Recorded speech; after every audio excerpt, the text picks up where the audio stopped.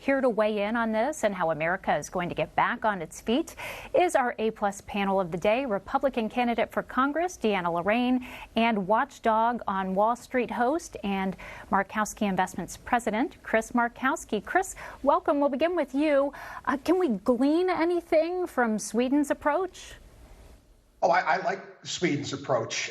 There's more than one epidemiologist in the country, and there's some fantastic ones out in California at Stanford doing some really amazing work and saying just how widespread this virus is and how it's actually spread. We might not be able to do anything about this. We've never, ever come up with a coronavirus antidote vaccine ever. So the only way that we might be able to fix this is to get this out among the population. We don't even know if sending kids home from school was the best idea. It might have been better if they actually got it. And once that virus can no longer get off attached to a host, then we can get rid of it quicker.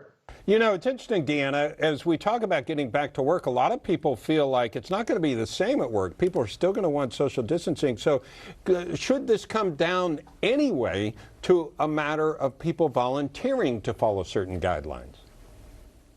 Well, I think so. I think at this point, you know, it's been about 2 months where people have been quarantined. They've been locked up in their home.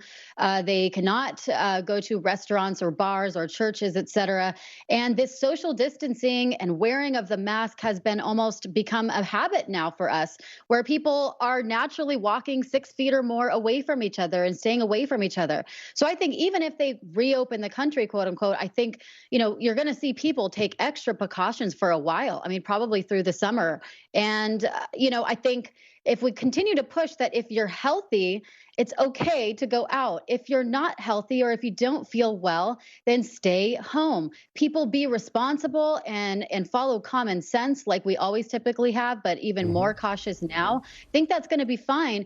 But the fact is, this is America, and we have the right to congregate. We have the right to free speech, to assemble, exactly. And, you know, we can't take this much longer. I mean, that's the fact. And we can't wait just for a vaccine to reopen the country. We can't wait for Deanna, we want to get as many questions in as possible. So, Chris, oil. We actually saw a negative print on this for futures. So I don't know if you have anything in your backyard where you could put it, but how should we read this? But I know how long you've been covering the financial area. I've never seen anything like it in my entire life. No. The reality is that this is for oil that's going to be delivered next month. There's no place to put it. That's the reality. If you go out, you take a look out on the ocean, the water, and you have the oil tankers out there, they're all low in the waters because they're full. If you take a look at contracts out much further into the fall, the oil's obviously priced at a much more normal level. The reality why it's gone so low is there's just nowhere to put this oil, and the contracts expire tomorrow. Amazing. Deanna, since we're talking economy, we want to switch a little bit to small businesses. You know, we're waiting for more money for the PPP program, the Payment Protection Program. What's the holdup, and what are your thoughts on that?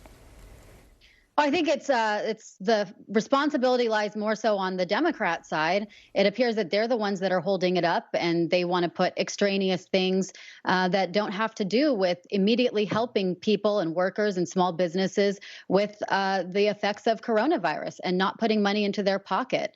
It's a shame that the money was spent so quickly, but you know, President Trump, I know he keeps saying over and over that he wants money to go into the hands of American workers immediately and American businesses immediately, and that it seems that it's Nancy Pelosi and the Democrats that are holding this up. And it's a shame because everyone needs this money. You know, we need this money fast, and we can't hold out much longer. Some of these businesses may not ever come back, but I would love to see the economy roaring again in the next few months.